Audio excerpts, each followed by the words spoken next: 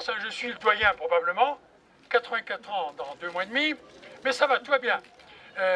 Je suis aussi l'instigateur de la création de cette statue, et j'assume intégralement. Alors d'abord, merci de votre présence spontanée.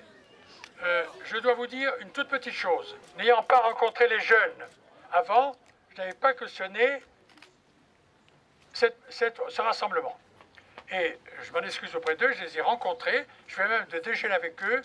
Ce sont des jeunes animés de bonne volonté, nous travaillerons ensemble demain. C'est clair là-dessus, et c'est sans aucune restriction de part et d'autre. Bravo à l'inventeur de la formule « touche pas à mon pape ». Il est là, où est-il? Jean-Charles, où es-tu? Ah mais c'est lui, c'est lui, c'est lui. Écoutez, je ne sais pas s'il se destine à une carrière de publicitaire, je pense qu'il a certains dons. À moins que Jean-Paul II, du haut du ciel, lui glissait dans l'oreille ce slogan « Choc ». Je pense que venant d'un pape missionnaire, tu as peut-être reçu la voix divine par l'intermédiaire de son représentant sur terre, Jean-Paul II. Je suis passé devant la croix, érigée en mémoire de 2 martyrs assassinés par les nazis, le jeune Quattreville et le jeune Sassier, des héros de la résistance, tués à côté du pont. Et est-ce que cette croix n'a pas été érigée dans un espace public?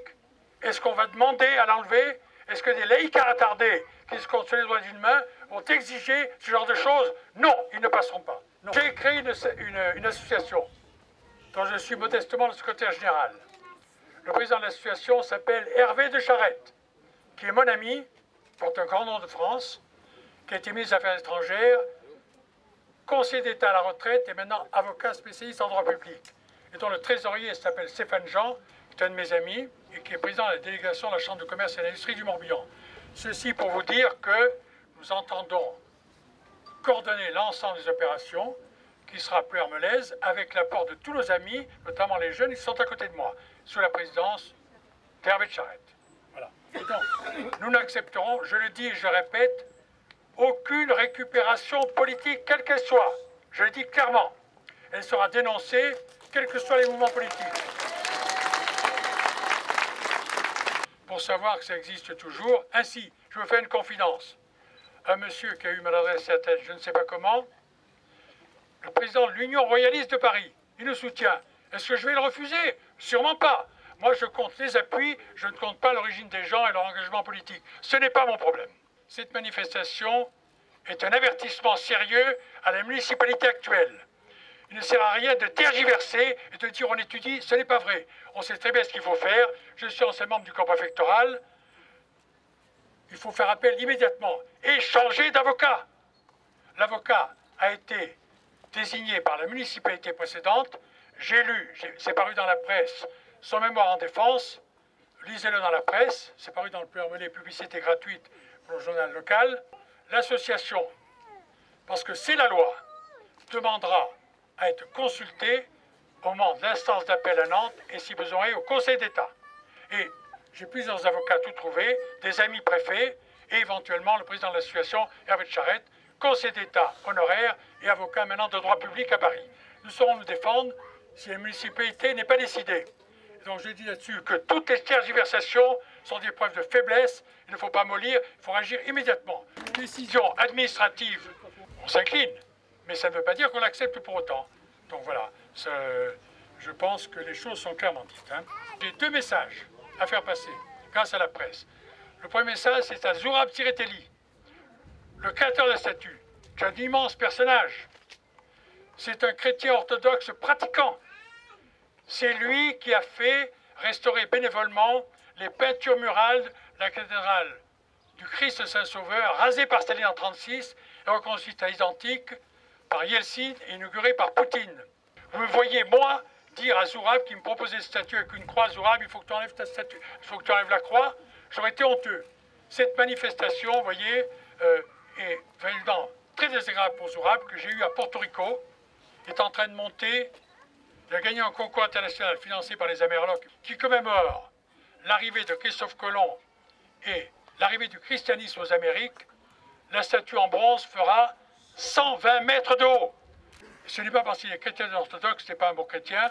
Le patriarche de Constantinople, lorsqu'il a reçu le pape François, il lui a dit « L'union des chrétiens est en train de se faire par le martyre au Moyen-Orient. Occupons-nous plutôt de nos frères qui sont martyrisés à l'heure actuelle au Moyen-Orient et un peu partout dans le monde. » Mais ces manifestations de communistes nostalgiques, on peut les comprendre, qu'ils en veuillent à Jean-Paul II. D'ailleurs, mes amis, tout le monde le sait, à Ploermel, la polémique avait commencé avant qu'il soit question de la croix. Je veux bien comprendre que Jean-Paul II donne des boutons aux anciens communistes. C'est le tombeur du communisme, effectivement. Ériger une statue en son honneur, ça ne faisait pas plaisir. Voilà. C'est aussi une injure faite à la Russie, vous voyez, qui a fait don de cette statue à la France. Voilà. Et donc, double faute vis-à-vis du sculpteur et vis-à-vis de la Russie. Et triple vis-à-vis de l'orthodoxie. Mon deuxième message, devinez à qui il est. Oui, qui a gagné? Bravo. Ce message est à Jean-Paul II. Je me rappelle le discours d'accueil que j'avais fait à l'occasion de l'inauguration de la statue, un certain nombre d'entre vous étaient là, avant le discours final d'Hervé de Charette, avant le discours historique de mon ami Alexandre Adler, qui est un juif agnostique, mais qui était là en tant qu'appartenant à la communauté juive. Vous voyez comme quoi il faut être éclectique, il faut être tolérant dans la vie. C'est d'ailleurs la grande leçon de Jean-Paul II. Donc j'avais dit à l'époque que ceux qui ne croient pas au ciel, ils n'étaient pas nombreux dans l'assistance d'ailleurs, me pardonnent, mais très Saint-Père, tu aimes la Bretagne qui t'a reçu à Sainte-Anne-d'Auray merveilleusement. Voilà, les Bretons t'aiment et t'admirent. Si jamais ils doutent un jour, dis-leur, n'aie pas peur. À ce moment-là, on a dévoilé la plaque. Voilà. Donc le message c'est à Jean-Paul II. Qu'il sache que nous sommes fidèles à son message, qu'il nous a délivrés à Auray, devant toute la Bretagne qui était rassemblée. Jamais dans l'histoire de la Bretagne, il y a eu autant de monde dans une manifestation. C'est un grand moment de l'histoire de la Bretagne qu'on a eu non. Je suis très heureux que le drapeau de notre région soit ici arboré. Ça rappelle nos racines chrétiennes. Que ce message est à Jean-Paul II. Très Saint-Père, n'aie pas peur, nous resterons fidèles à ton message.